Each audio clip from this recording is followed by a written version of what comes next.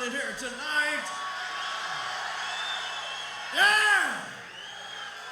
I'll tell you what a pleasure it is to see you guys, man. It's been so long for me, and I'm feeling so good tonight. We're all feeling good. And we want to make you guys feel real good, if you know what I mean. Tonight we're doing the DVD. You guys are on the fucking film tonight. We gotta hear you all night. We're gonna make this right. We got one time to do it, and we're doing it here tonight. So let's hear everybody, all right? Fucking New Jersey, wherever hell you're from, kick it up and down. This one's from Spreading the Disease.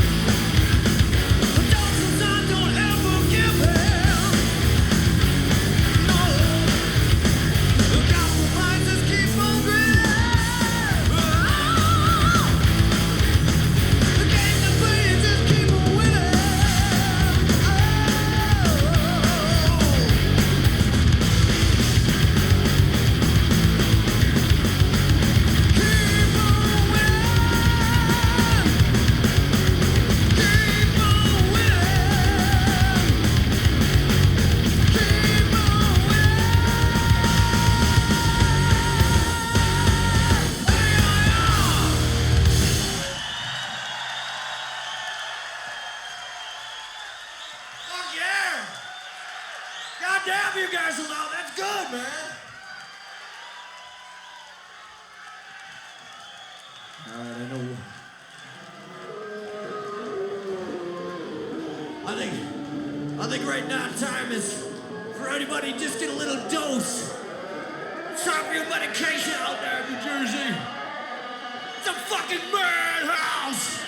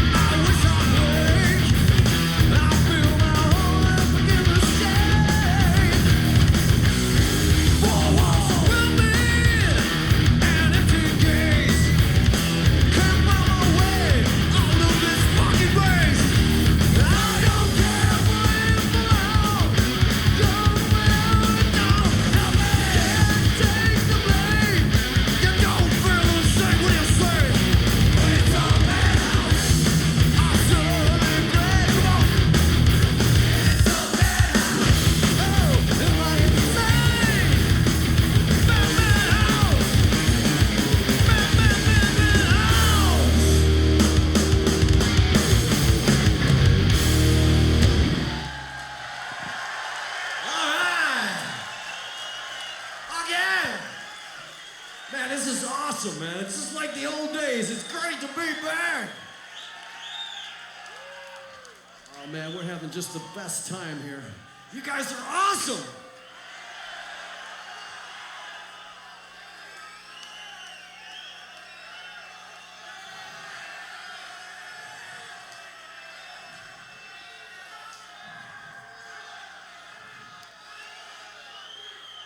Wasting your life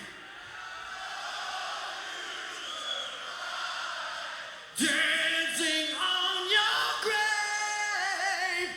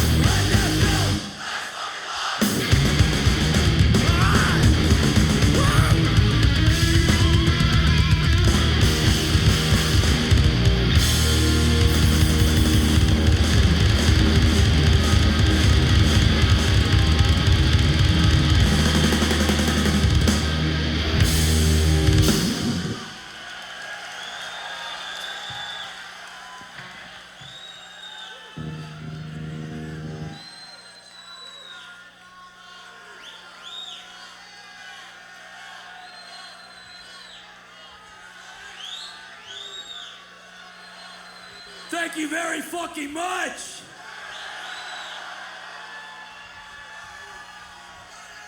Thank you so much. What a fucking welcome home this is.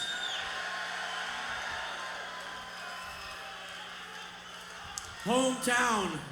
It's been a long time. And we came home. We came home to film this shit. They said, do the DVD in Chicago. We said, no, we're coming home to do the motherfucking DVD.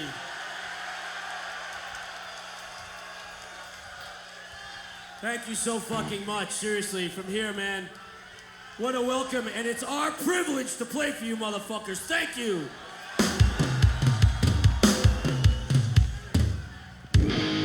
I know. We owe Gene Simmons $1 now. So check it out. We're gonna go to 1983 now. Set your fucking clocks back. And I want to see some headbanging on this song. Some of y'all might even be in this fucking video. But this song is made for it. I want to see some old school fucking headbanging. This song was made for it. Because it's thrash metal. Do you love thrash metal, Jersey? I fucking thought so.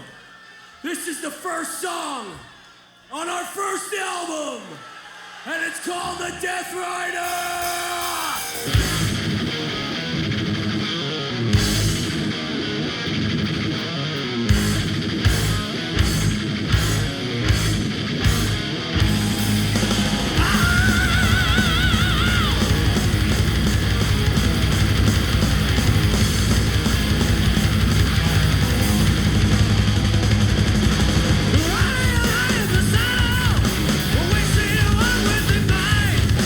Sweeping the air like fire!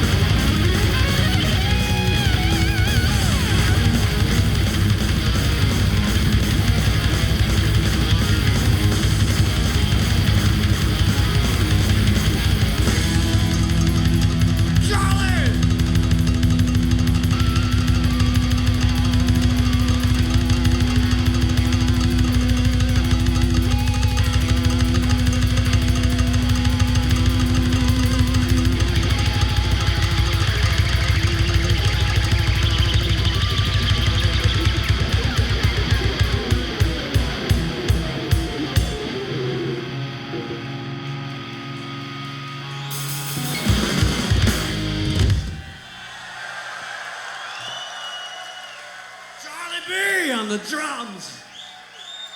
Yeah. If you don't mind, I'd like to introduce a couple other people who've joined this fucking mayhem that we've got going here. From the area, especially well-known Mr. Frank Bello. Kick-ass motherfucker right here. Oh, yeah. Here with me on the guitar, Mr. Daniel Spitz. Back. And of course, the motherfucker on vocals, Mr. Belladonna. Yeah! It feels good, man. Thank you guys for being here and being a part of this DVD, man. It's gonna be good. We got so many friends here tonight, we don't even know where to begin. We'd like to thank this place for putting on this concert for us. Starland Ballroom people, all the people here that put this on, we greatly appreciate all your hospitality. And our wonderful crew that puts on a great show for us.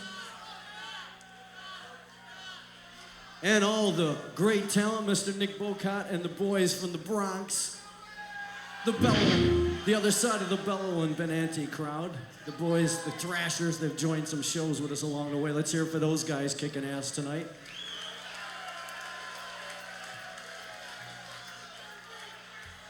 Are you guys ready to go a little bit tonight? Because we're ready to rock here tonight. Kick some fucking ass! Medusa!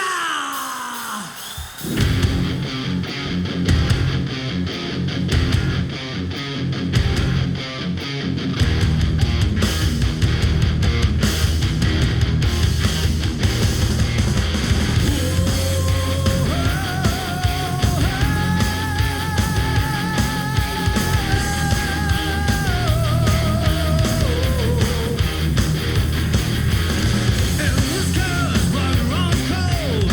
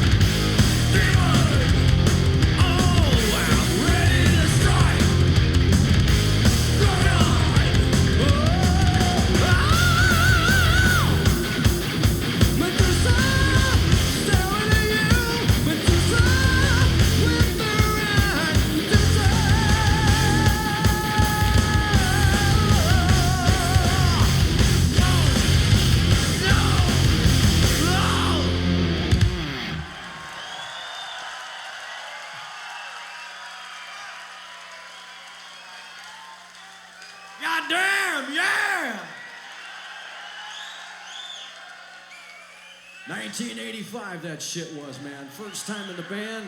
What a great time joining up with these guys. You guys familiar with the album Persistence of Time, right?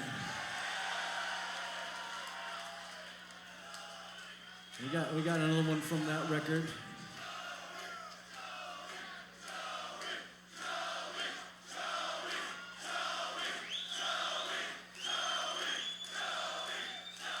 Thank you, man.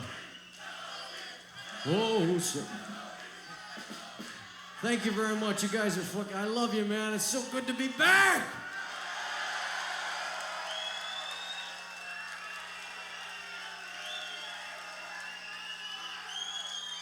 Is this a shit or what?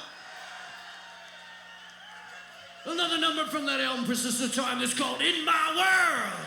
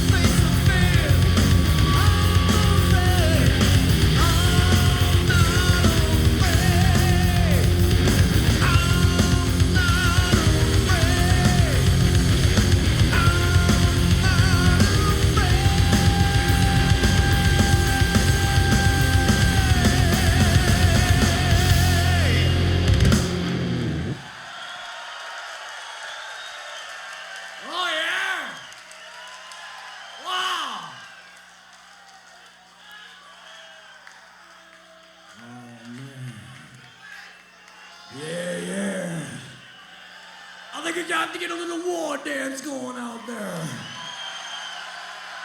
Cry for the, cry for the, cry for the, cry for the, cry for the, cry for the, cry for the, cry for the, cry for the, yeah!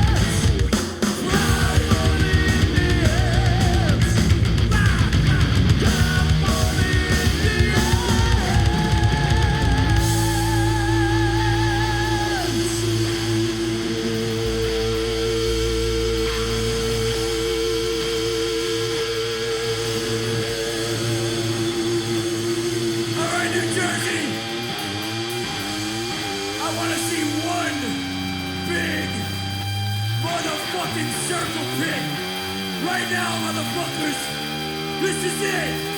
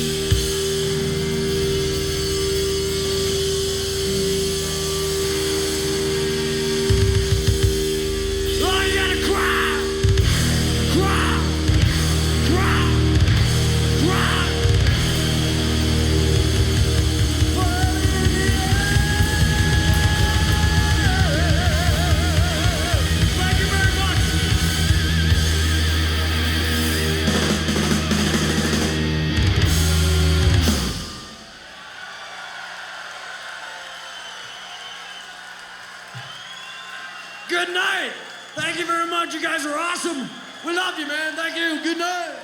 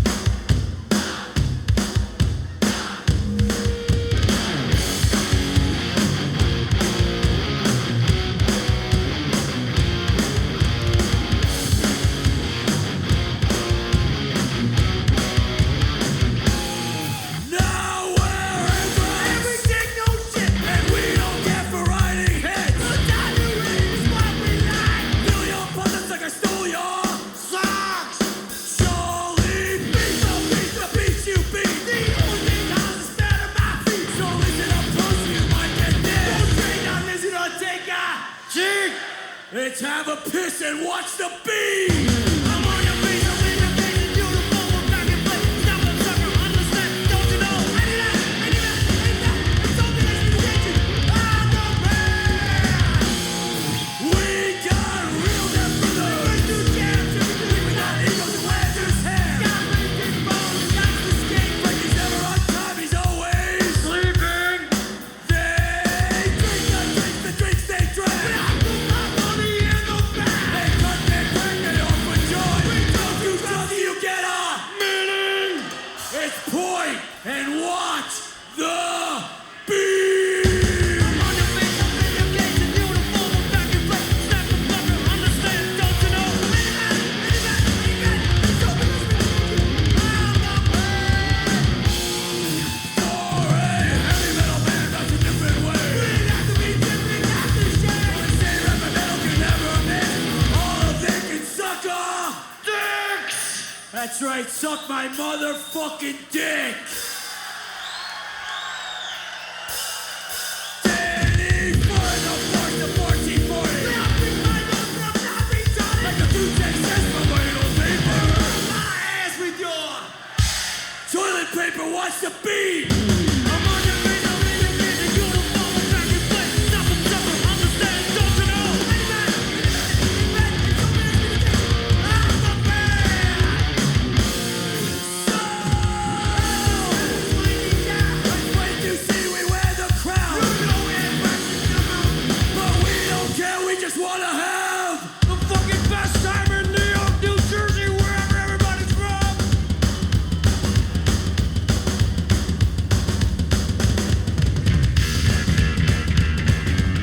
I'm running free. I'm running free.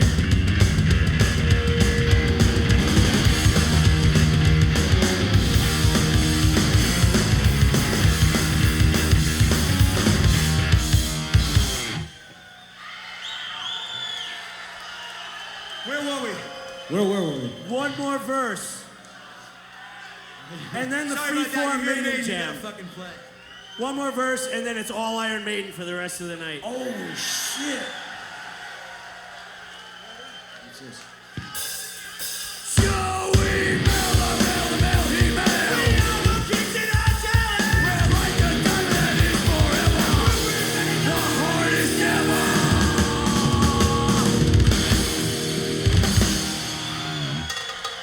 Thank you.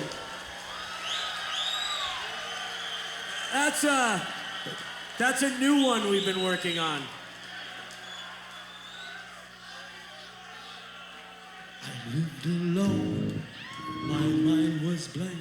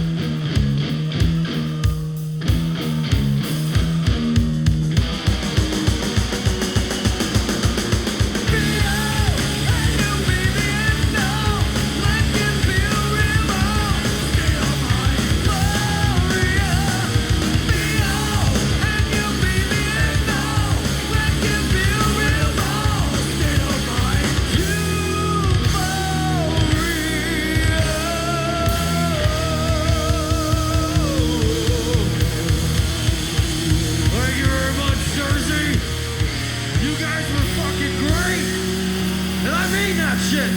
Yeah.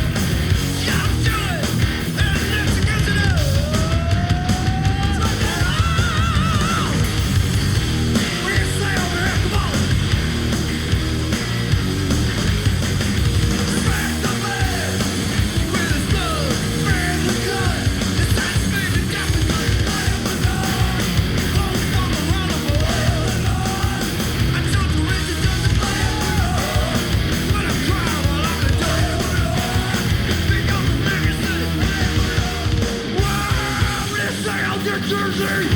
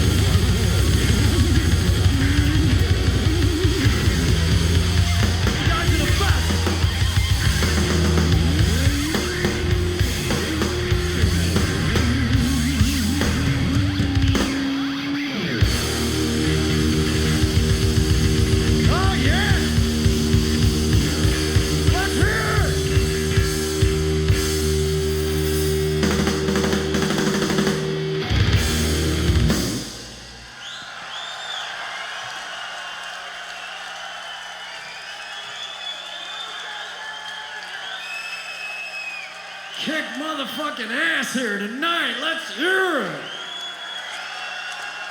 That's what I'm talking about, man. You guys rule. To each and every one of you guys, we thank you, man. We hope to see you again. Thank you for participating in the video tonight and for coming. And it's so good to be here, and I want to thank you. Thank you, thank you, thank you. And we love you.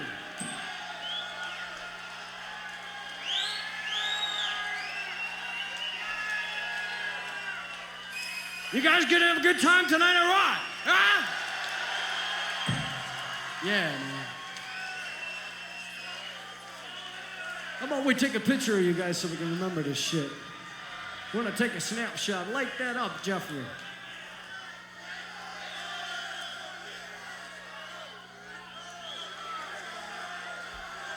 We're coming down there.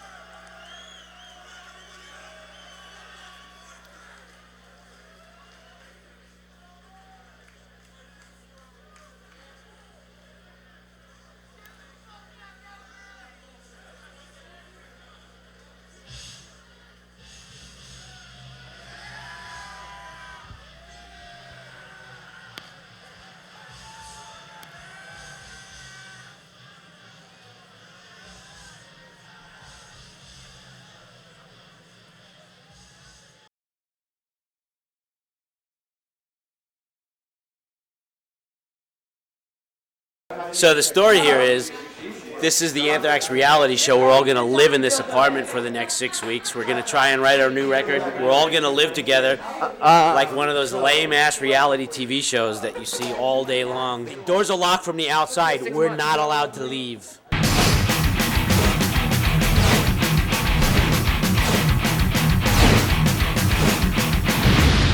It's going to be great.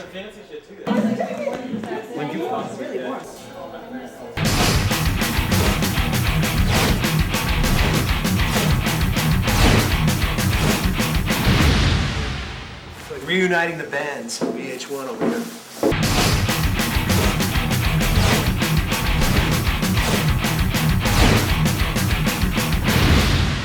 I should drink more.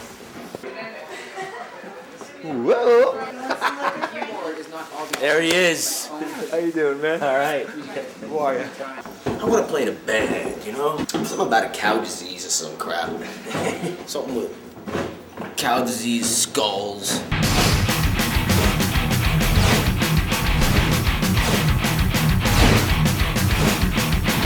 Right now, we're really horrible.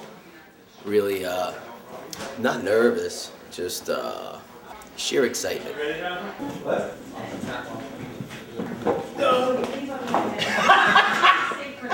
He's got corn shirt on. Oh my God. Look at your hair. Look at this fucking guy. You dye your hair? No. Dude, what's up, brother? How are you?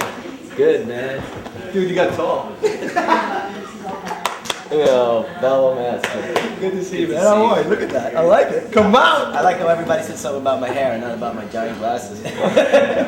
Wow, where am I?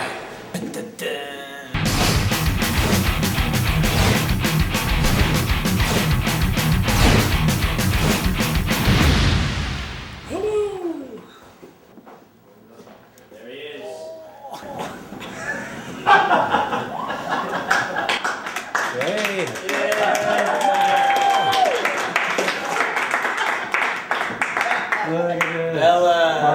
Some things never change. This is fun. Where'd you come from? Walking the streets.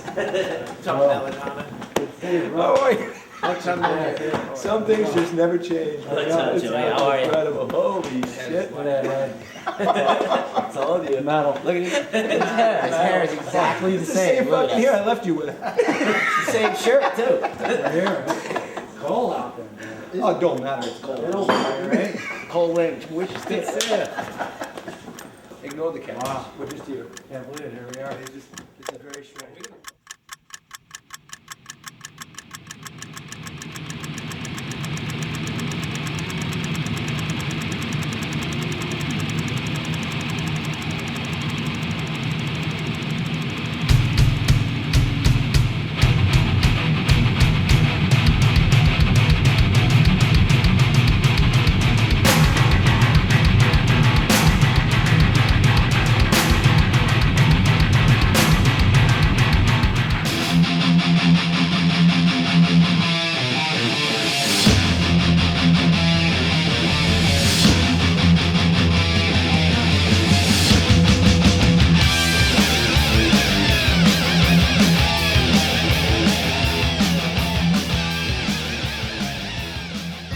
Man to man, I'll fight you for time and life, life and time. One day I'll get what's mine through the persistence of time. From New York City, the heaviest fucking band in the world, Anthrax!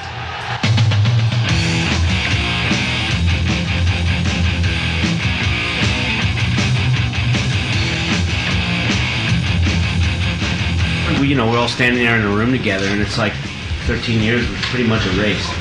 It just, just like that. It's, it's Danny, it's Joey.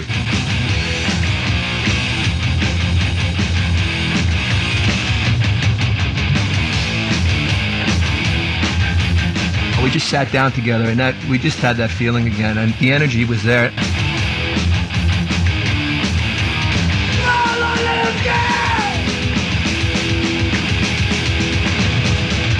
I said it felt like two of our brothers were in jail for like 13 years, and then they got out.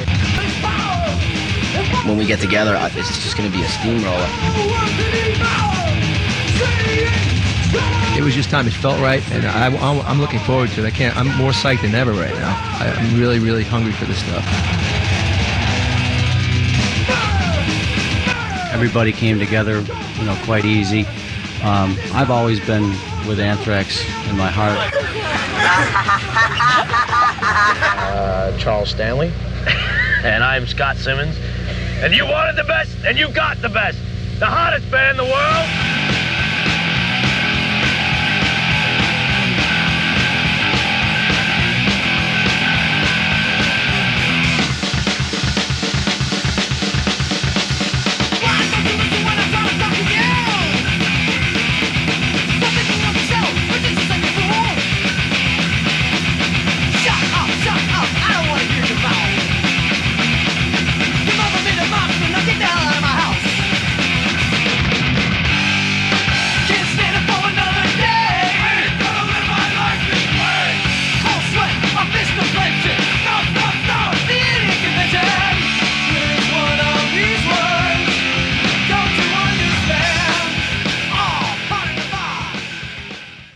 Anthrax has always been my #1 priority, and I eat, sleep, breathe, shit, Anthrax.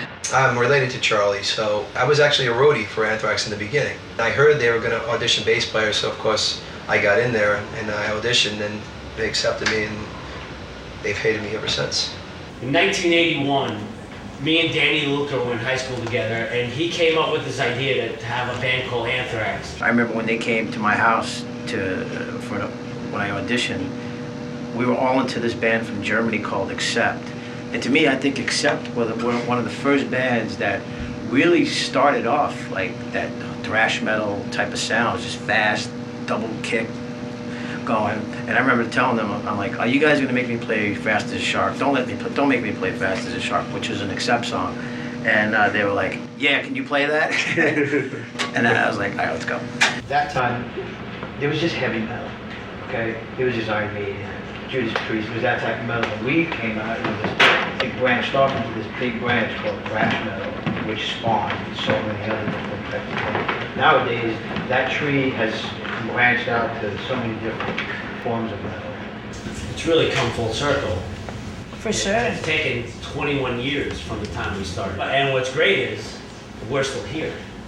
Anthrax has survived all of that. Like cockroaches. And, yeah. I mean, you can count maybe on two hands in the history of music. I'm not talking about metal, I'm talking about music.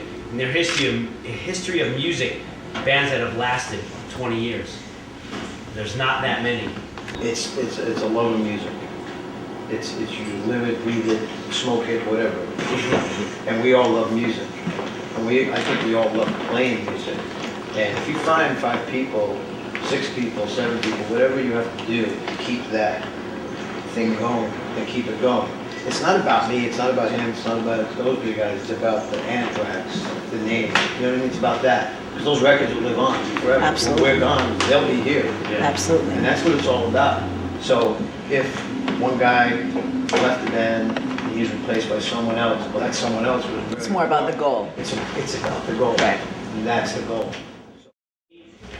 We played Castle Donington in 1987, and the reason I bring it up is because we're doing the Download Festival in June, which used to be called Castle Donington, and now it's called Download Festival. Yeah. And so from 87 to 2005, 18 years.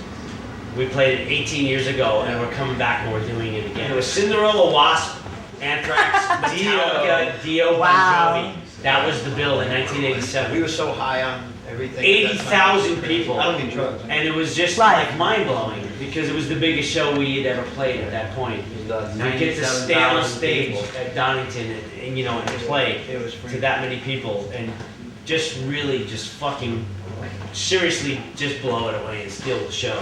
And here it is 18 years later and we're doing the same show again.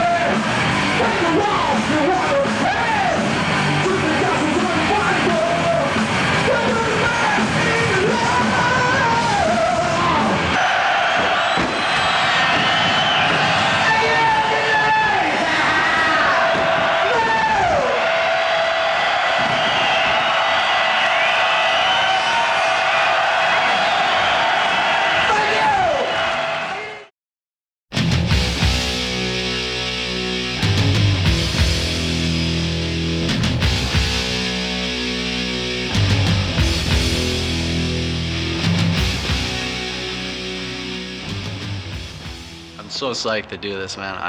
You have no idea. I mean, to get back with these guys again, it's a real honor, and I feel like I never got a chance to finish with these guys. Early '92 is when we asked Joey to leave the band. It was a decision that was kind of a long time coming, and probably the hardest decision we've ever had to make. We just felt that we weren't on the same page. I mean, in my mind, I was going somewhere totally different, which was the next chapter of Anthrax, which was the 90s, for the music that I was writing in my head and just didn't think his voice fit it. And that's the truth. That's what it all boils down to. I could be wrong, but I thought that maybe those guys were looking for a different direction, vocal style. So when they gave me a call and they wanted to part ways somewhere in '92. What can you do? You know, you have to say if that's what you want. I guess that's what we're gonna do. We were going somewhere this way creatively as a band, and it just felt like we couldn't keep moving forward at the time with Joey as our lead singer. I felt like it was a new thing we were doing. As usual, Anthrax was trying something different, which I love. I always want to do that. I never wanted to be the typical metal bands. I had someone in mind that I wanted, and that was John Bush, of course. For me, creatively, one of the best things, because I felt so comfortable writing music with John's voice in mind. And I think we made some killer records with him. I was only gone for like 10 months. I went to jam with Helmet. I think we all just needed some space. Well, me and them. With Danny Spitz, we just really felt that he wasn't into it anymore. That he had lost his passion and he had lost his fire and love for what we were doing as a band. And then we came to the album after that, which was Stomp. And that's when things with Danny Spitz just weren't working out. His heart wasn't into it anymore. He'll say it. I mean, he said it to us. He lost his passion for the guitar. You know, and you heard it on what he was coming up with lead-wise and stuff. It was a tough time. It was a really tough time because we all felt it. He felt it. And it was just a really, really bad time for us. Because when I first left the band back in '95, I'd lost the love for playing my instrument, which up to that point in my life was my best friend. Wasn't showing up for rehearsals for the first time in my life. During the writing of the Stomp 442 album, I really wasn't. Dan Spitz wasn't there. My body was there at times, but my mind was not into it. Change is a weird thing, but I definitely believe in change, because if I didn't believe in it, we never would have made those moves. These decisions are the hardest and toughest and worst decisions you ever have to make as a band. Drink the drink station. I put my money in the bag. Monday, Monday, open choice. Don't do drugs, you get off. Meaning, boy, watch the beat.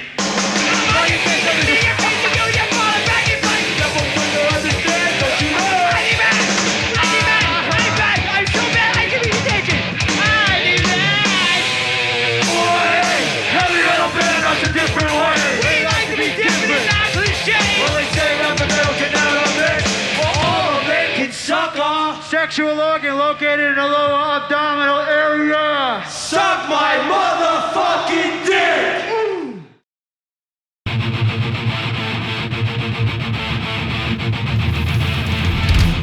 Walk this earth without a heart. You tear the innocent souls apart. You show your conscience to the grave. Let's see what's going on with our lives here. For 10 years, I've been on another quest, and I've been, for most of that in Switzerland, gaining diplomas and knowledge in being able to make my own timepieces and service the finest timepieces and most complicated timepieces known to mankind. I've been touring really for the last couple of years, in and out. Even in '95, I did some touring and stuff. We went out with Motorhead and stuff, and I took my solo thing out. Yeah, 1993, I started doing some demoing. It was pretty cool. We did it here, my house, and we cracked out about 26 songs.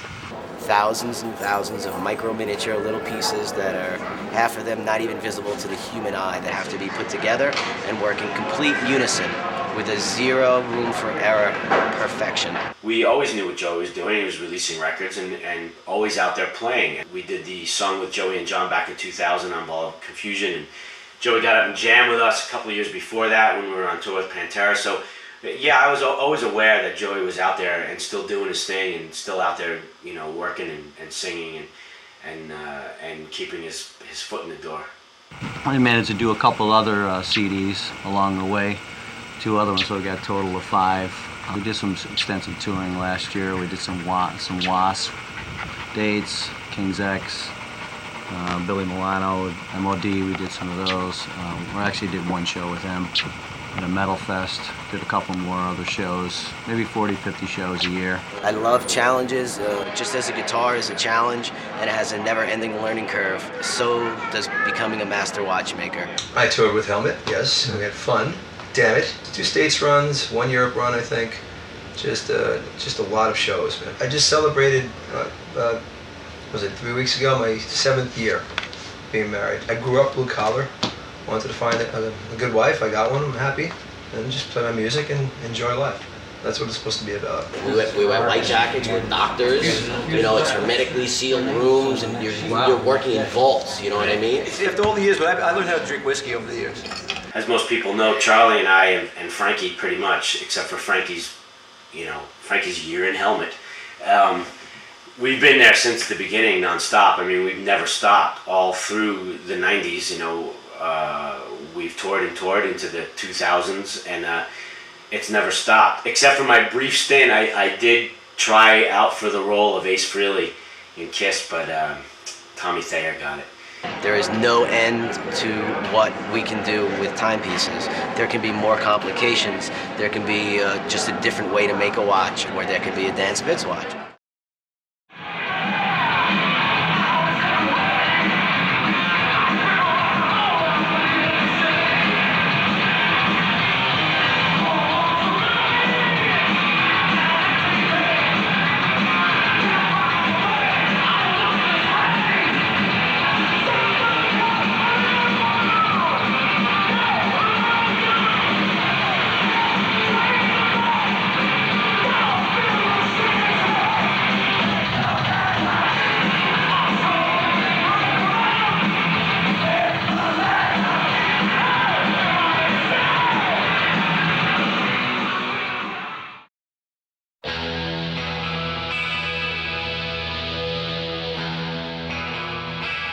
I don't do anything when I come home from tour, especially the first few days.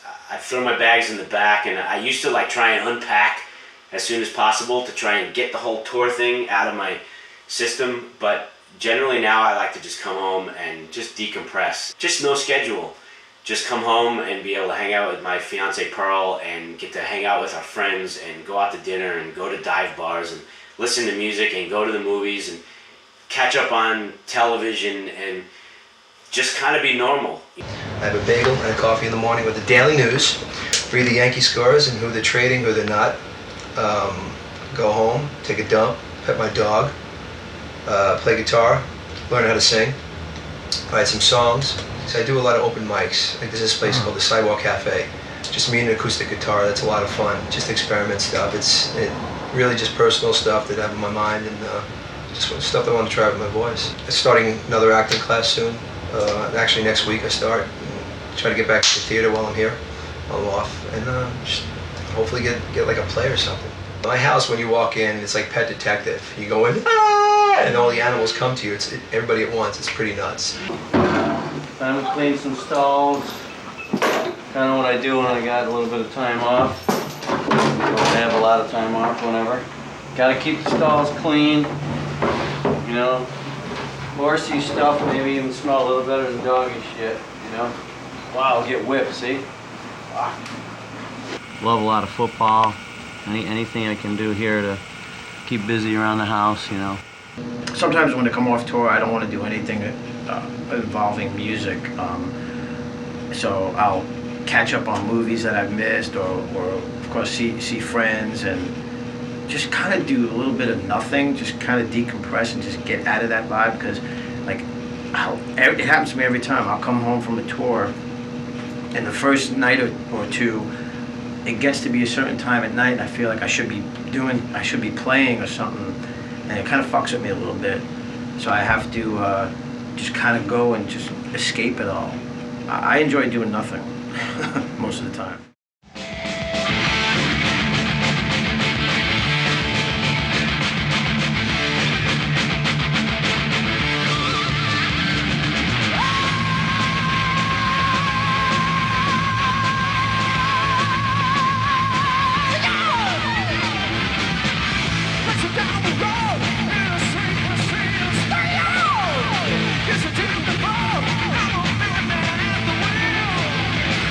Never know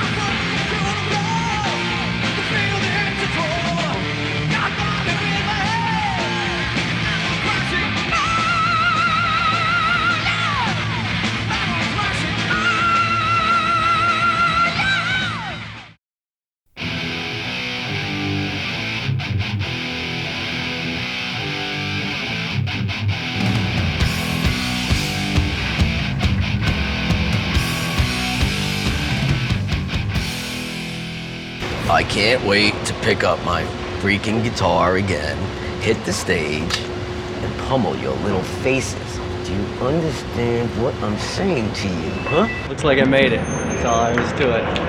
Nice day today. Can't go wrong, you know? Oh, I'm so psyched, man. This is awesome. Charlie. How you doing? What's going on? I'm excited to get my bag, actually. A lot of things going through my mind today. You know, a lot of flashbacks, thoughts of anything you can think of that you might have encountered. And then it kind of brings back everything together. And it's be first time seeing everybody in a while. Cool. That's going to be a good thing.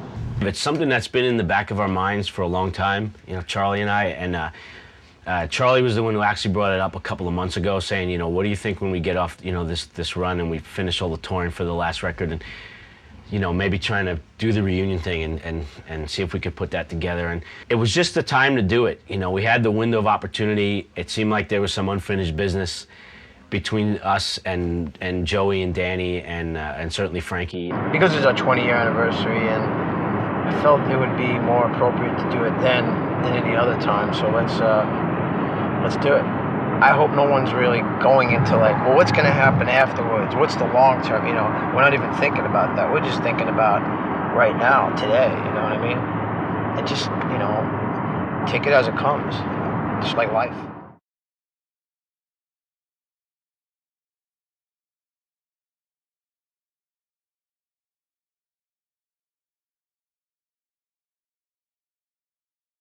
Here we are, Electric Lady Studio. How's it feel? Oh, it's awesome, man. Let's go and take a peek. We're on our way. Rock and roll. Isn't that cool? Look at that.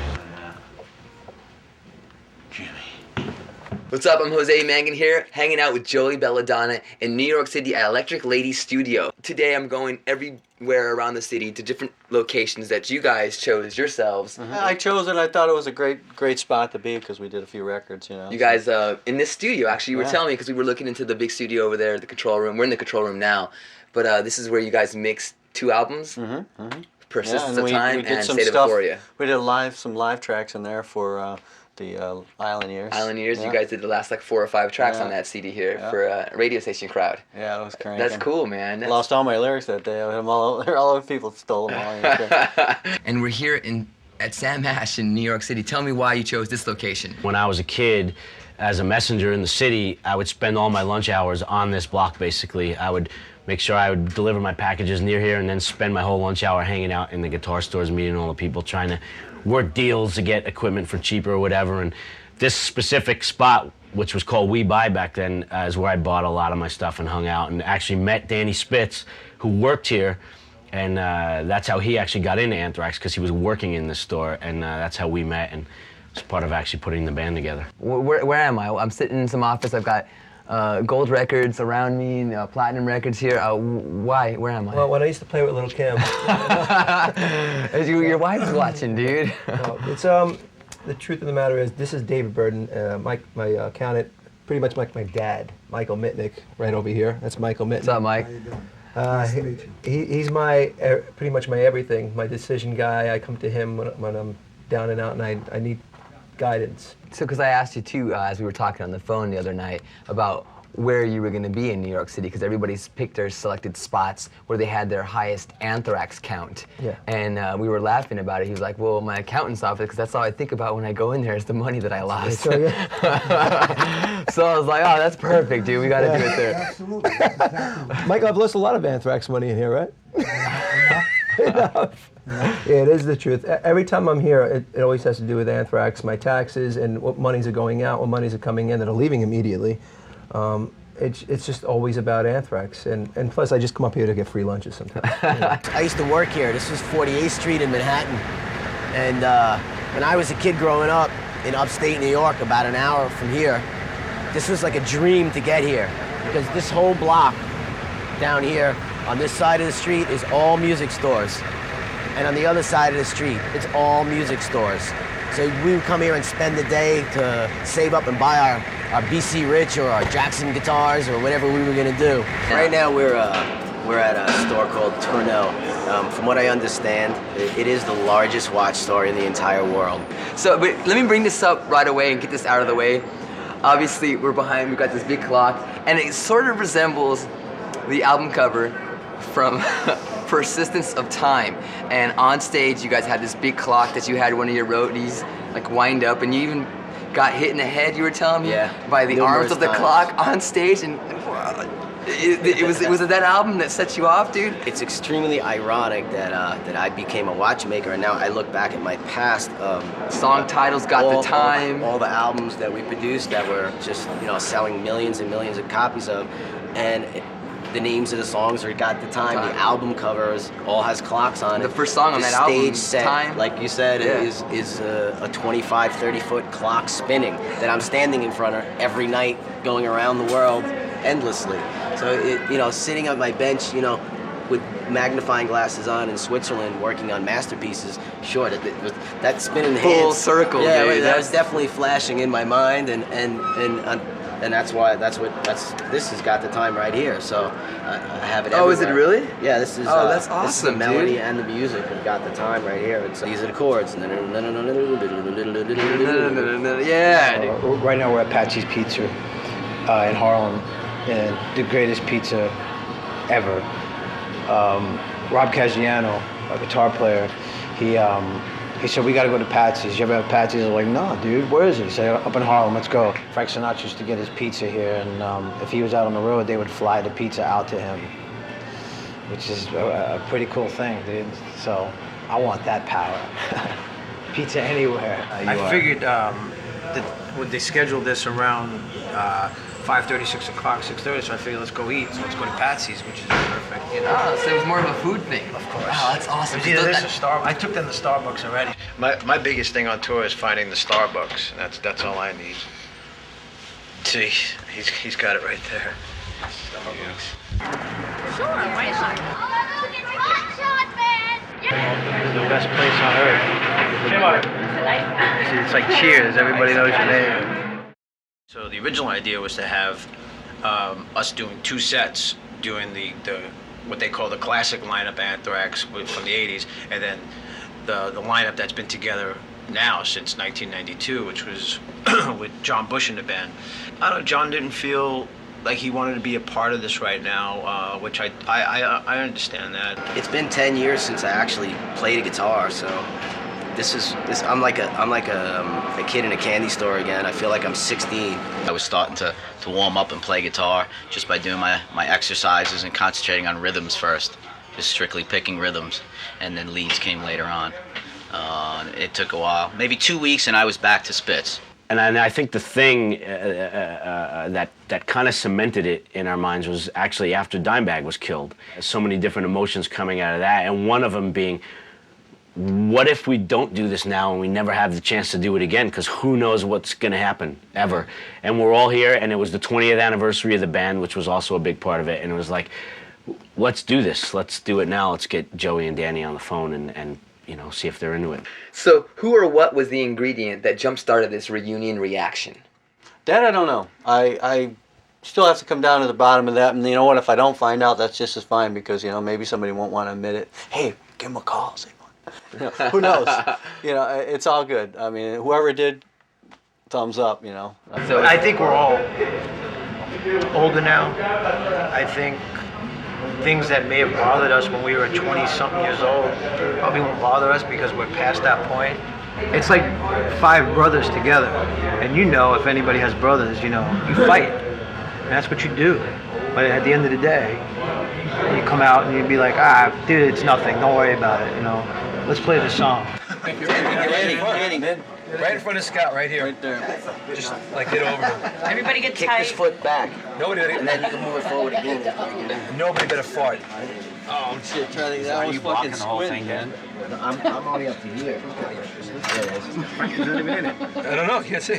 And Belladonna. Let's try it. All over the place. Did it I might have work? to needle I don't if it know. work. Well, I took pictures. You took pictures. I don't know if it's gonna work. You're not in it. That'll take a few Danny was rubbing me, and I got a hard on now. I, for one, am trying to get rid of the anger issue.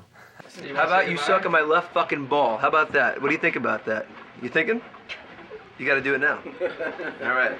Now go fuck yourself. A lot of the things that meant so much back then aren't going to mean anything now. It's all water under the bridge. It doesn't matter. It'll be fun to get together and play these songs again the way they were originally recorded and give those kids who never saw us in the 80s or 90s, whatever, a chance to hear the songs the way they were. I want people to see what it was about and what we did. And obviously, look, there's money involved. I'm not going to lie about that. But there are more things to life than money, and that's the truth. So I look forward to fulfilling something that's left undone here, you know? So as a band, we're just so much more powerful, you know, than we were back then. So you get to see these songs just with a huge kick in the ass. 3 days of rehearsal after 13 years, I mean, there's so much to consume, and that's the way we've done things a long time ago. We get in a room and we do the set once, and then we horse around for a while, you know?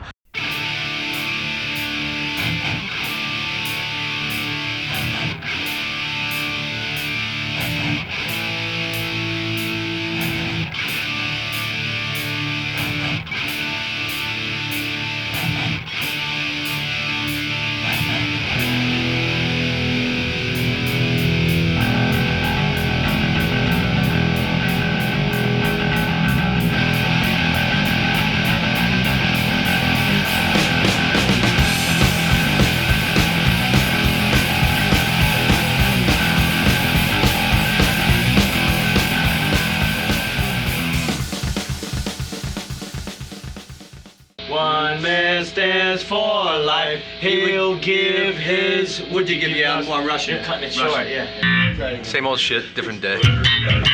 Let's get to the stage. Enough of this bullshit.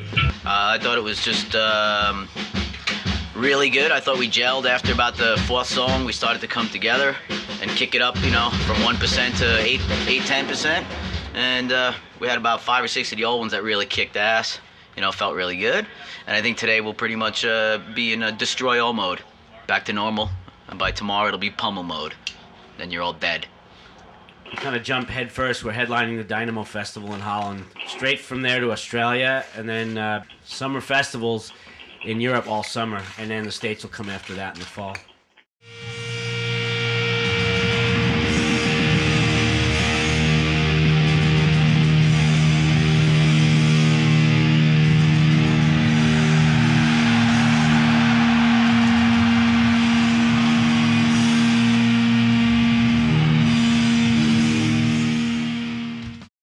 So here I am at home. It's August 2nd. We just completed the second leg of the Anthrax Reunion Idiot Convention World Tour, the aptly named Idiot Convention World Tour. We just did 30-odd dates in Europe and a one-off in Puerto Rico, and we are now about to embark on a 5-week break. Oh, the Blackberry is calling. It's good being on the road now with the guys. I mean, I really, we had a great tour this time around. The shows have been great. We've had a couple things here and there, but we probably handled it a lot better now than we've done in the past, in the old days. All the hardships and the hassles that we just had to deal with on this last leg, which there were many, just the worst tour buses and no air conditioning and having 115 degrees and trying to sleep in your bunk, and just endless problems with getting gear to the shows. And I mean, we could bore you to tears with the list of details, but literally some of these shows that we just did on this European tour, we made by the skin of our teeth. Getting there in time and having our gear show up in time and us being healthy enough to actually play the shows. I mean, it was rough. It was a rough 6 weeks, but the shows were so incredible that it kind of, you'd play a show and you'd be on such a high, and that high would last just long enough to get you to the next gig, even through all the problems and the schism and the fucking endless pains in the asses we had to deal with, mostly pertaining to the tour bus in Europe. I mean, if you could just imagine being in this like sealed environment where it's 110 degrees and you're breathing diesel fumes all day long. That's kind of what we had to deal with. It was like a rolling gas chamber all through Europe. I'll give you 2 words. Fucked up. That's what the touring schedule was in Europe. It was, I call it 6 weeks of hell, because we did 19 flights in 6 weeks, and we counted them, and they weren't just easy flights. They would get up at 5:30 in the morning and carry a lot of the gear on with us, and it was just nuts. And you know, then you have the languages going off. People didn't understand. I for some reason always had the middle seat all the way in the back, right next to the bathroom. So when somebody took a shit, I would always have to smell their ass and their tailwind of shit coming out, and it drove me fucking crazy. Thank you, travel agent. I love you.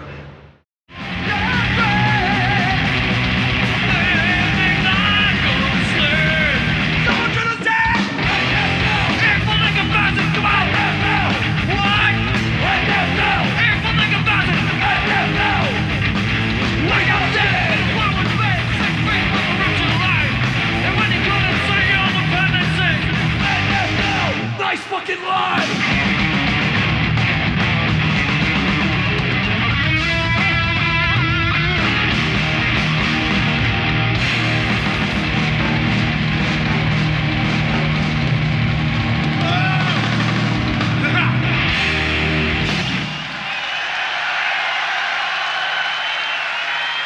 Thank you!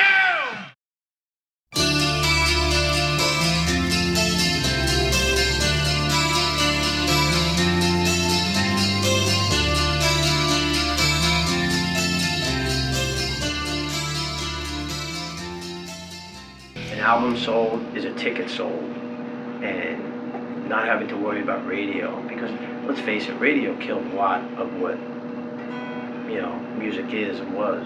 Same with, you know, videos, shows too. They help, but they also kill. For every one that they help, they kill another 500.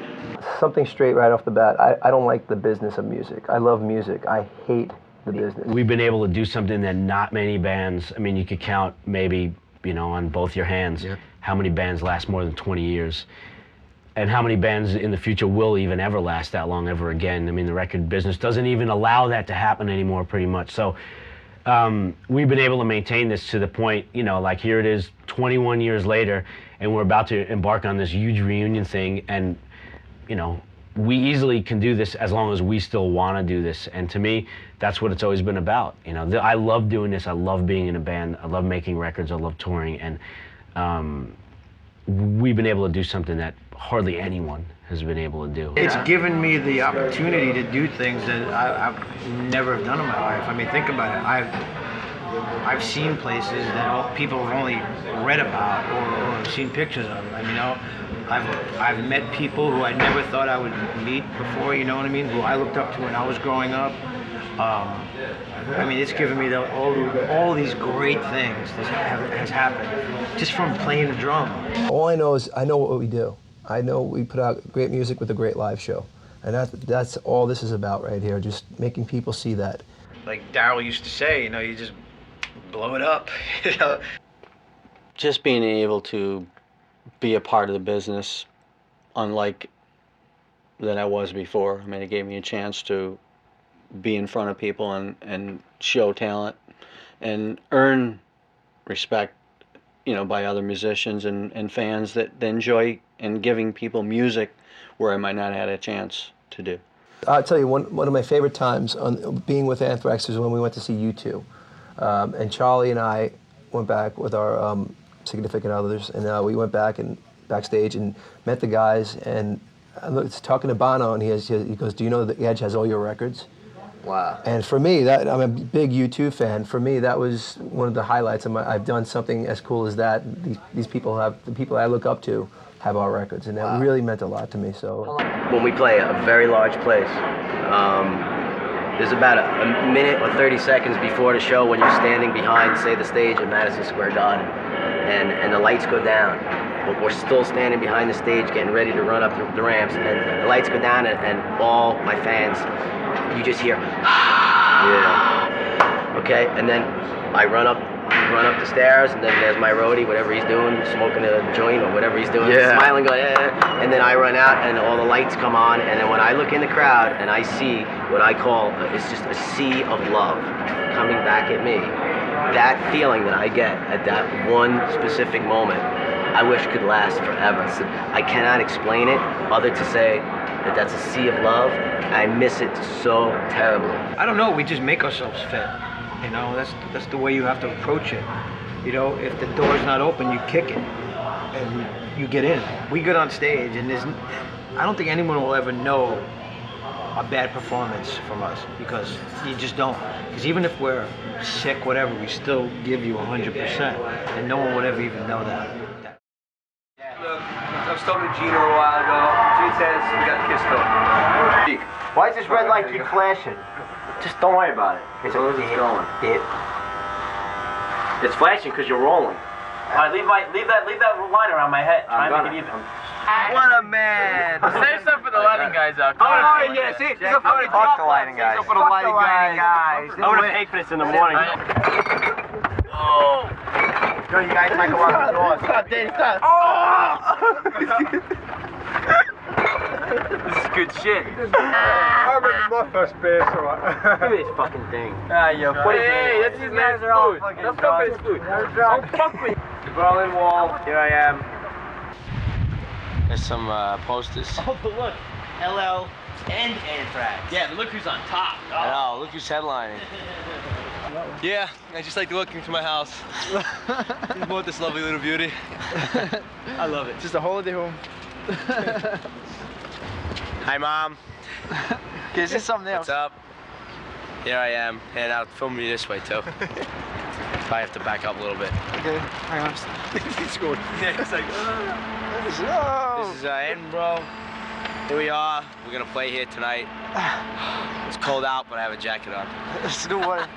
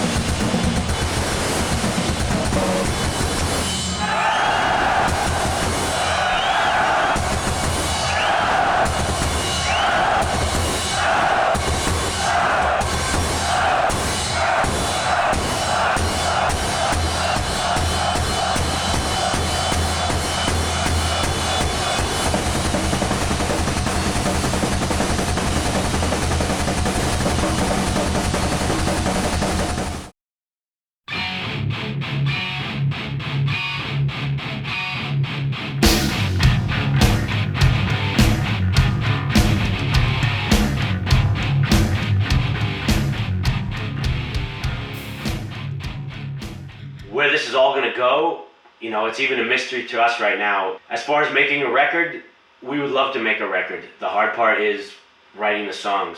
I would answer that question the same way I would have if you would ask me right after We've Come For You All came out, and you asked me, what's the plans for the next Anthrax album? And I would say, well, we're gonna tour the world for 18 months, and then after that, I'll let you know, because we have to start writing, and the songs have to be great, and we have to be stoked on it, and it has to be something that is kicking our asses. And if that happens, we can make a record, and if that doesn't happen, then obviously we can't make a record. So we're not just gonna throw together a record just because we did a reunion. That's not the case at all. I think I'm just at a point now where I've been on so many stages at this point with this reunion tour, and I just want to be creative again, like writing-wise and in the studio. That's what I really want to do, whether it's with this or it's with the other, because I haven't worked on a record in like almost 3 years, and it's kind of way past the point. I don't know about tomorrow. The reason why we're doing this tour is because who knows if we're all going to be alive tomorrow. The way I look at it, it's the right thing to do at the right time, and life is too short, man. I don't want to ever say I should have. I will never do that. I would love to see it continue. I really would. I mean, I didn't want it to end, and I'd love to be a part of it, and this is what I've done. In fact, I still carry it on almost as if I'm like in training camp, you know? I'm hoping that it's 5 friends that have come together and to create a unit once again that is second to none. You know, look, I wouldn't be standing here in 2005 even talking about this if we weren't the band we were, you know, from 84 to 92. I mean, we left our mark. We left a huge fucking footprint on this earth with that band, and burned into the ground. And I expect to just pretty much take off from, you know, where we left.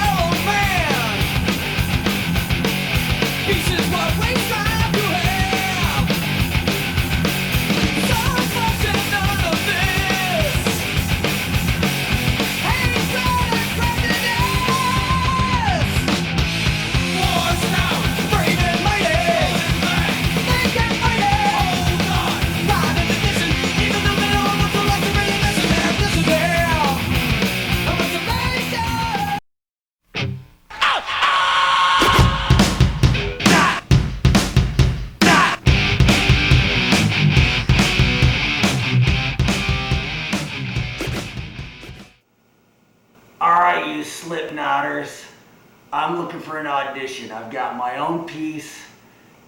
Look me up. I'm your man. Come and get it. This is where we keep the 80s wigs that we used to wear during like the Spreading Disease and Mother Living tours. This was actually Danny Wilker's, and now it's part of Anthrax history. Yeah, we were doing a lot of festivals on that thing. We rented all those Mercedes, and let me tell you something, man. It was the best tour just because we had free reign. There was no tour bus at all, so we just kept going, driving on as fast as we could. And then we would do those, we call them pirate attacks, whatever you want to call them, but we just stop at like some kind of grocery store where there was groceries, eggs, flour. I mean, I'm sure you've heard this before, but man, we killed each other. I mean, high-speed pursuits and stuff like that, where a guy's doing 90, you're going to do 100. Make sure you're like right in front of him and let the eggs go, so it's all over his windshield. He's just splat. So he swerve around a little bit like that. It's kind of cool. Then the flour is the best, because then you got the big you got the big powder thing. It was great, but a big cloud of smoke, a lot of fun. But actually, we did the Monsters of Rock Festival, and we didn't take a bus. We had 4 rental cars. Oh, that was the best time. It was good. You got to see some stuff. Yeah, we got to see bags of rocks and Because basically every night we would buy eggs and flowers. Describe the cars we had. We had 4. We had Turbo, we had like 5 Mercedes. Yeah, 200 And miles we would an all hour. go out, buy dozens of eggs and bags of flowers and all kinds of shit. Flowers. Flowers, sorry, bags of Whose flowers. idea was that? And as soon as we would start driving at night, Just throw that shit all we would over. start pelting the shit out of each Nice. other. I told you, we had a rest stop. It was a war. We started getting That's part of bags it. of little We nuts. pulled into town, and the car. Yeah. 5 black Mercedes covered in eggs and flour. The vents are all Nice. messed up. I mean, we were Jackass 15 years before there was a Jackass. You gotta remember, we're cruising like 130, Yeah. 140. Nice. You know? Rocking out. Hanging out the window like this. I gotta hit this time. I've been in every rehearsal room we've ever had. That's awesome. It's kind of like a slinky. But anyway, that's Michael Jordan. I don't know if you guys know him. He used to play on the Bulls. Yeah. Okay, what do I do when I come home? Take 2. Pretty much when I come home for a tour. Pretty much when I come home from a tour. Wait, I should do it in a second. Okay. Pretty much when I come home for a tour. Oh my god. Fucking retarded. It's alright, Use just all relax. this. Pretty much when I come home from a tour, I sit in my kitchen and I do interviews for DVDs.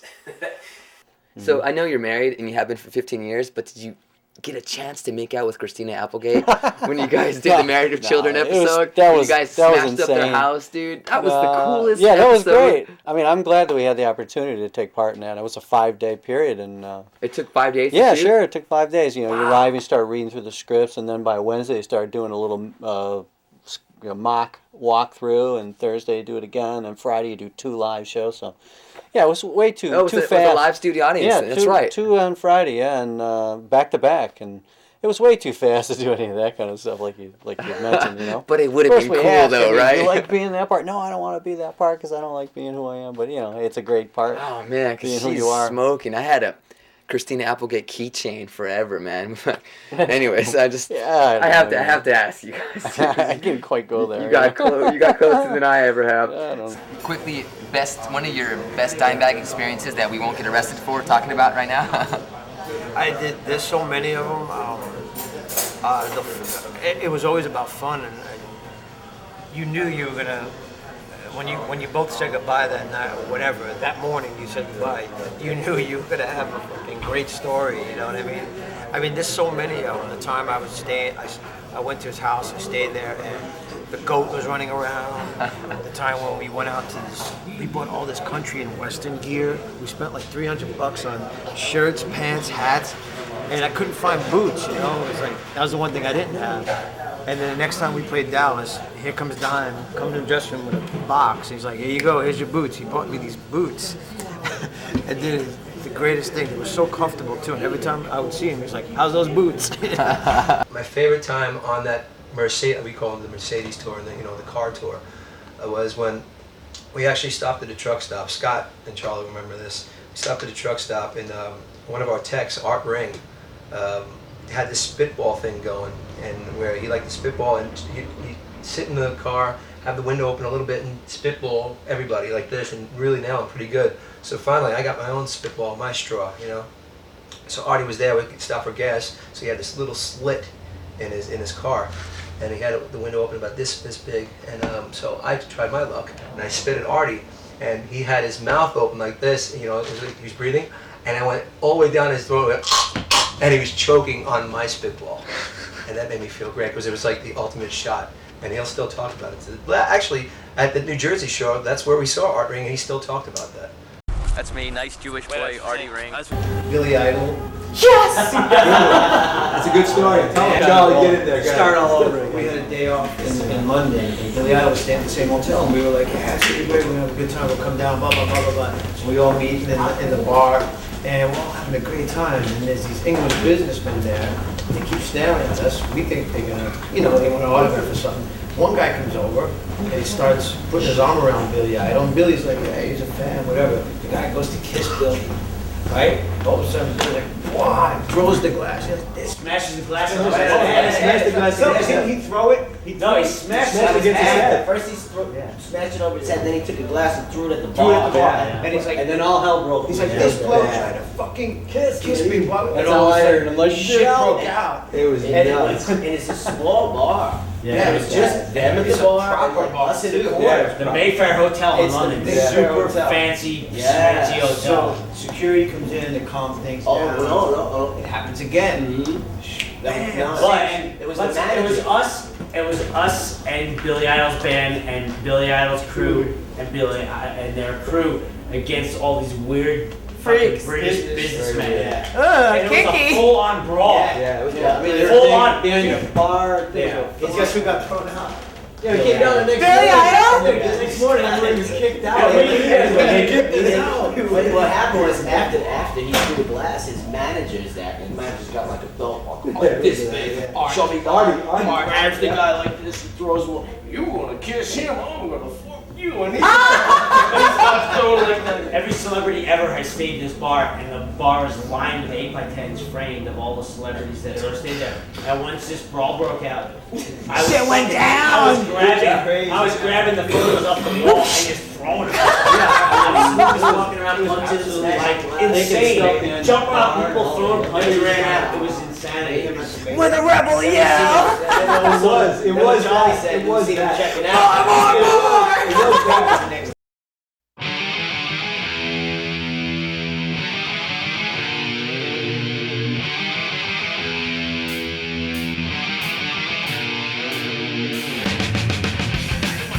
What the fuck is that? It's insane. Hi, Jude. Do we have some space for me here? What's up, Julia? What? Is this Anthrax? What's going on here? Oh, you tell us. What's up, motherfuckers? I'm Julia, and we're here at the motherfucking Anthrax reunion. Nobody here has met before. This is the one and only, so suck it, bitches. I know you're jealous. So, 13 fucking years. It's been a long time. How y'all feeling? Feeling really good. Yeah? It's good. Got some whiskey. It feels good. Just quickly, 13 years. You guys have been boozing in, hanging out. How y'all feeling? It's only 10 years for me. It's only 10 years. Listen, just go with what I'm saying. 13. Well, for the reunion, totally. First impressions, thoughts?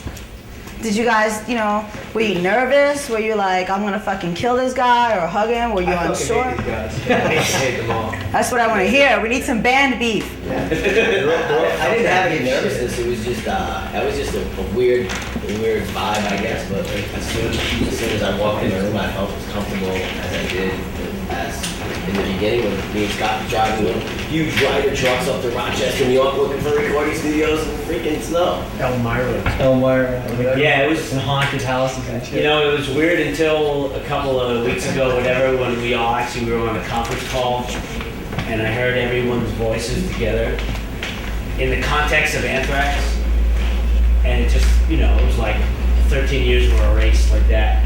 It was seriously, it was like yesterday that we were playing together.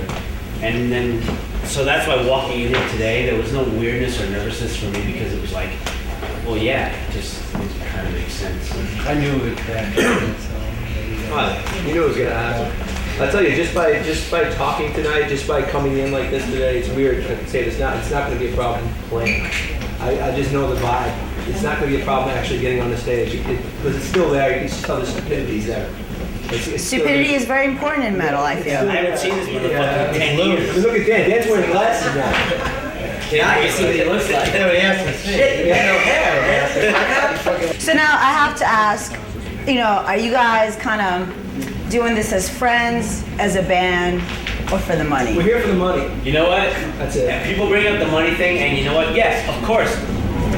Everyone should get paid for doing their job. That's right, you guys are paying me. Bottom line. Exactly. Everybody else? That's the thing of like, they're doing it for the money. Let me just say this. Yes, we're a band. We get paid for what we do.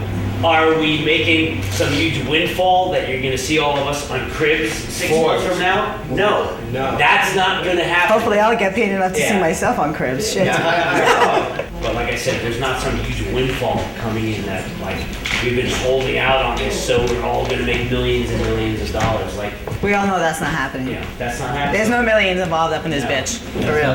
On that whole note, what can fans expect from you guys as a live show? I think what you're gonna get to see is what we were in 1987 with a huge kick in the ass. Absolutely. I think you're gonna That's get what I to see wanted to it. hear. I think you're gonna get to see what we were in '87, but here we are. What is it? 17, 18 years later, with just a huge kick in the ass. With just us being so much stronger as a band. The thing is, I kind of left you guys in a spot when I kind of left. I left completely for 10 years. I mean, I left music. I didn't just. Didn't you become like a watchmaker? Yeah, that's the watch. What time is it? Ticking in my head, you know what I'm saying? So, I mean, I went off into another direction and another goal and another business and another plateau. And so going back to your other question, everyone answered about, what we doing this for the money. As far as I'm concerned, absolutely not. I don't need to do this for the money whatsoever. I have a completely separate career. Come on, some money. For me, it's more about, I feel like I'm 16 again. I feel like I see a wah-wah pedal and I get like, Nice. a wah-wah pedal, Nice. And that's what I think it's like, that's not what I do. That's what I know that I want to bring that back into this band. Because these three gentlemen have kept this ship running pretty good. But Hey there, mate. But with that new injection of just, I don't know, what do you want to call it?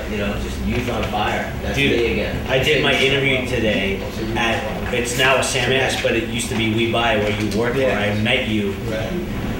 When I met you, before you were even in Anthrax, that's where I was standing doing my interview today. I was like, this is where I met Danny Spitz. And they said, well, how did Danny Spitz get in Anthrax? I said, well, besides just playing, he also had 6 Marshall stacks, and I didn't have to share my gear anymore. That's a great thing, I told the same story, actually. We stopped on 48th Street and we stood outside of the same store. And it is weird how me and Scott met. And I was working on 48th Street selling guitars. And at that time, that's like a dream job. And the guitar repairman there was very famous, fixing all the Kisses guitars. Right. You'd have Vinnie Vincent's pink Randy Rhodes in there, and then Scott's Leopard guitar came in that he used back way at the beginning of Anthrax.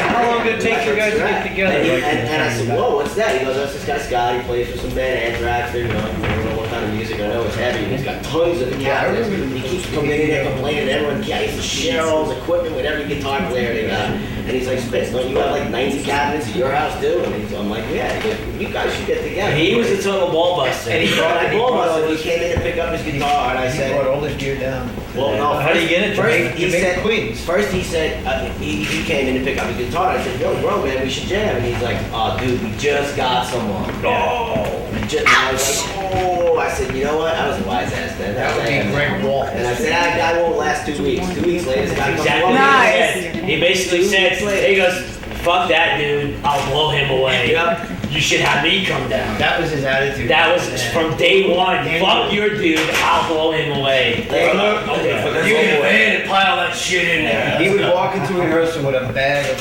shit from Manny's to Sam Ash and throw it at someone and say, put these on. What? Put my strap on the guitar. Do this, do that. Just instantly. I'll never forget it. I was just born a boss, I guess. Got you into the band, right? It did. Anyway, moving right along. Back to my interview. You asked the question. I wanted to ask about the whole countdown on the website with to April 1st. But these months leading up to this, once the rumors started getting out because of the internet, because now we live in this world where information is instant, and as soon as someone has some piece of information, it gets on the internet and everybody knows it. Grows and grows. And all of us, from where we came from in the 70s and 80s, of course that didn't exist. And it's kind of, that's one of the things that to me has ruined the music business. For sure, Is I the agree. internet in a way, because everybody knows The anticipation, everything all the time, the and there's secrets. no more mystery. There's Absolutely. no mystery anymore. I agree. When we were kids, you had a couple of magazines that came out once a month, And newsletters. and you would find out about the band, or you joined a That fan was club, cool, too. and you would find out about the band, and then they would come on tour, and you'd go see them. But that was it, and there was always this giant mystique about the bands that you were into. You didn't know every fucking thing about these bands. Nowadays, every band has a website, and like literally with Anthrax, you can talk to us through the website. I try and imagine that as a kid being 13 years old, being able to type into my computer and talk to Gene Simmons when I was 13. I mean, it's mind-boggling. You know what I mean? It's like that would never have happened. So actually, I still get a little weird. I feel like that writing Gene. Yeah, I get weird now. Yeah, exactly. So for me, like, we decided we're just gonna shut the fuck up. We're gonna shut up. We're gonna shut off the website. We're gonna try and do this like old school, Nice. where it was like where bands actually still had a sense of mystery about them, and you didn't know what was going on until you found out. Like, that's it. That's the way it works, and that, to me, that's the way it should work. You know, where do you guys see each other? You know, you've been around for 20 years. Where do you all see each other, or yourselves rather, being 20 years from now? 20 years from now? I really don't care. Hopefully not on tour. Hopefully in cribs with a fat ass house. It's 25 years from the release of your first album to be able to get inducted into the Hall of Fame. So for us, January 84 is when Fistful came out. So 2009 would be the first year we would be eligible. And my goal of this whole thing, and I've never had a goal in the history. Until now. I have never had a goal in the history of this band because it's just been a career. This is my career. This is what I do. But my goal now is that at some point, Lemmy will introduce us into the... Yes! Yes! Without Lemmy, there would be no Anthrax. That's very true. So Lemmy will be the man very true. who will be the guy on stage introducing us. If it wasn't for Lemmy, this whole movie, ThrashMetal, would not exist without him. Well, I just interviewed him, and he claims that he has nothing to do with metal. He's like, I'm rock and roll. I'm not metal. No matter how many years I say this, fuck off. He is, but what he doesn't understand is that as much as Motorhead absolutely is a rock and roll band. Yeah. Absolutely. A really fucking loud one. But what they don't understand is maybe he just doesn't understand what they're... Right, what it spawned. Because of the attitude and the speed they were playing, what that meant to bands like us when we were 15 years old, listening to Motorhead going, oh my God! And then you combine that with Iron Maiden, and you get Anthrax. And to this day, he's still great. And he's still, to this day, he's the fucking man. He's still great. That's what I love about him. He gets up there. It's amazing. Now, a lot of fans have been wondering if there's going to be anything going on, like the projects, well, not the project, but like the stuff you did with Public Enemy and Chuck D. Is there any kind of collaborations like that you plan on doing? Right now, No! We're in the mind. We're just excited about playing with each other. I mean, that's funny. You said it. I mean, we haven't played together. The last show we played together was in Paris in like February 1992. That's the last show the five of us actually played on stage together. And to me, that's the most exciting thing right now. To actually be in a room with this band at Charlie's house. We're going to be at Charlie's house a month from now, and we're going to be playing and with in each this other. small room, in this tight room, and the energy. I know it. I know it already. It's going to be amazing. It's going to be the energy. It's going to happen so fast. That's what's weird. It's weird. You don't really have to go to the next part of playing. I don't think it's just there already because you know by talking to each other, it's like the interconnection we have. I don't think you really have to worry about much else because I was weirded out coming up here tonight. I really was, and I was like, all right. I was at a bar around the corner drinking scotch. I was like, all right, this is gonna be a little fucking weird. And Charlie Get nervous? hung out with what? Nervous? Yeah, I really don't like you and Danny. And I was like, I haven't done any of you. I haven't even talked to you in a while. No, I was like a little. I was like, how's this gonna be? Is it gonna be weird or not? And and I've been doing my own thing with Helmet, so I was kind of weirded out by this whole thing, but it feels good, and I'm not really concerned about the music. Yeah, but I'm in spring training for a long time for this thing. I'm still waiting to come back in. I haven't left the Anthrax thing. I've still been there. It's like I don't know anything else. It's so weird. Juliya, my friends saw Joey at BB King's. You guys played your solo thing there, and they said you played Anthrax songs and playing the drums. Yeah, somebody's got to do it. Which I want to see it out. You know, that's why it's so good to be with you. It's good to have a band that plays like this. So when I first met these guys, they were great when I met them, and it was so like together. And it's like that now, if not more. So. We haven't had this opportunity to be together in so long, and the energy I think that everyone's going to bring to this, it's going to be insane, because everyone, all 5 of us, I think, right at this moment, feel like we need to be at the best of our capabilities. Plus, I think the fans might have like mental seizures.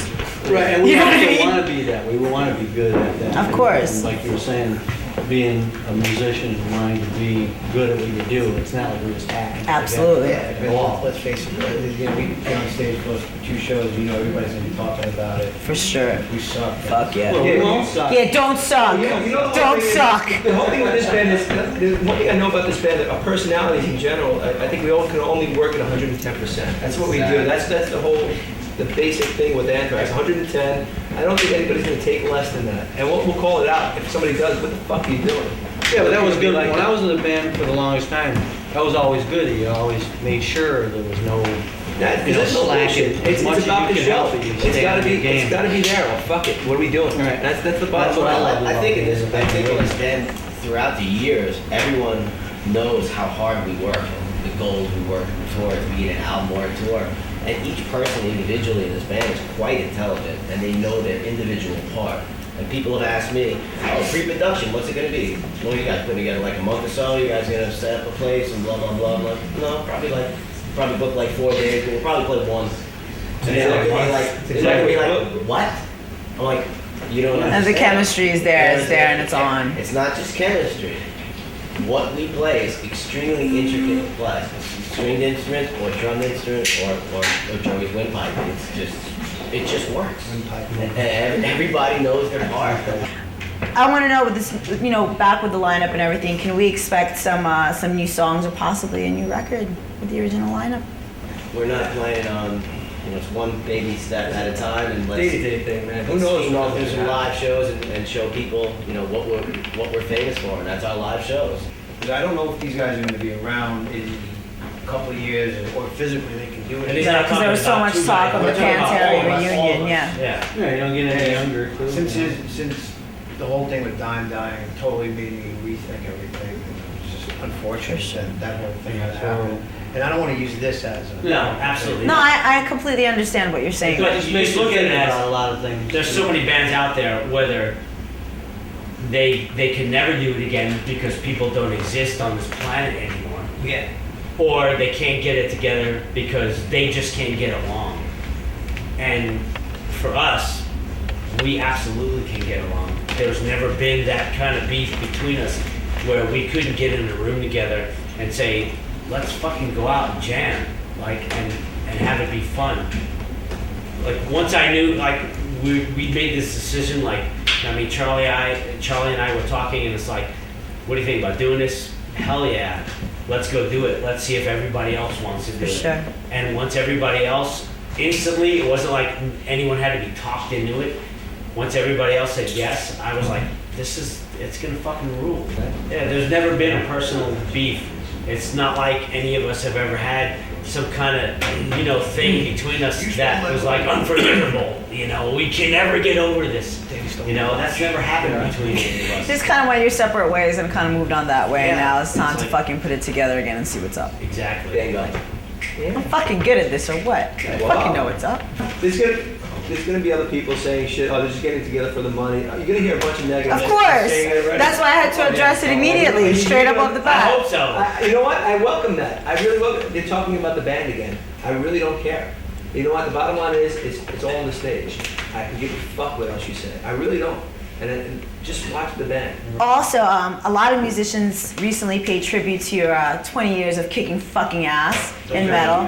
From Rob Halford to Corey Taylor to Vinnie Paul, Kirk Hammett, just to name a few. How do you guys feel about these fucking people saying all these kick-ass things about you? It all goes to show you that we've done something right along the way. And it was real and it was pure. Absolutely. We've been there since before day one.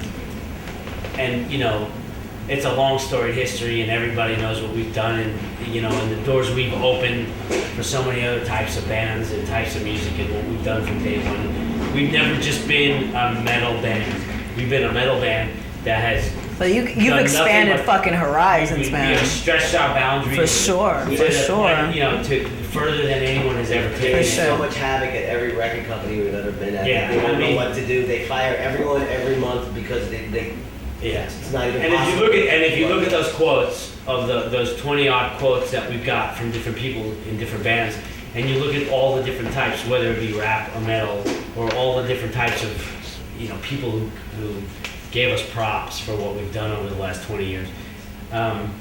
That's just, you know, it's just who we are because we love music. That's Fuck yeah. really where what it comes down to is we love music.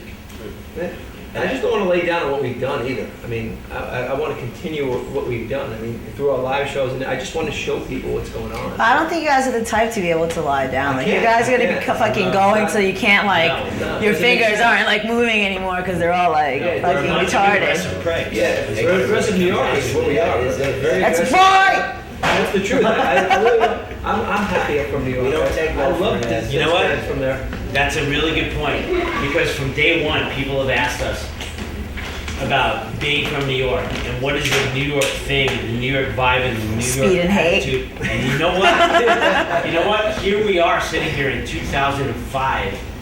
I started this band in July of 1981, 24 years ago, and I think I could finally answer that question. Is that this is the New York thing? We're never satisfied. We're never satisfied. We're just gonna keep fucking plowing forward and keep pushing it and keep fighting and fighting and fighting and doing what we want to do. Wasting your life. Dancing on your grave.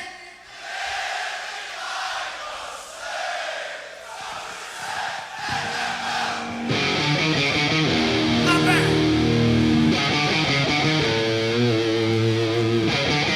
Are you with us?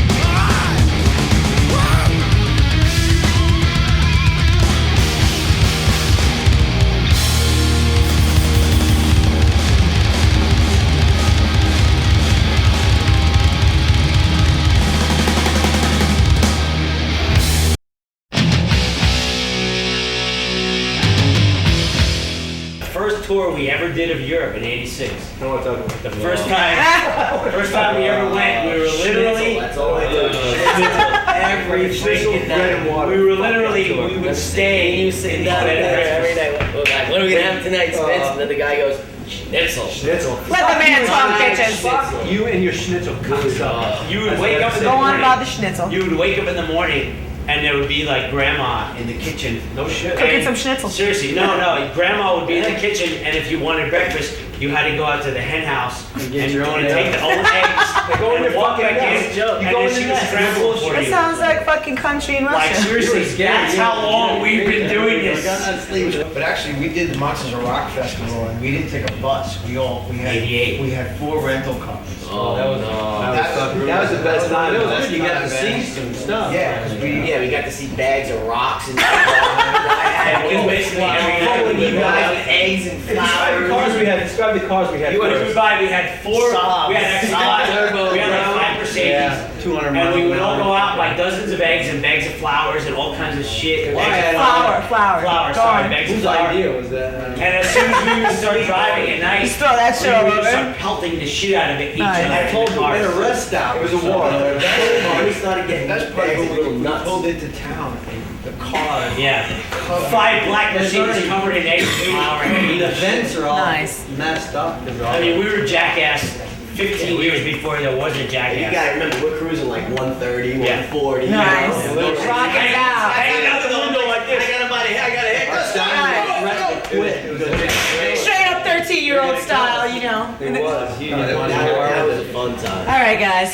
Sorry, On that note, we can go on. let's go drink some cocktails. This is done.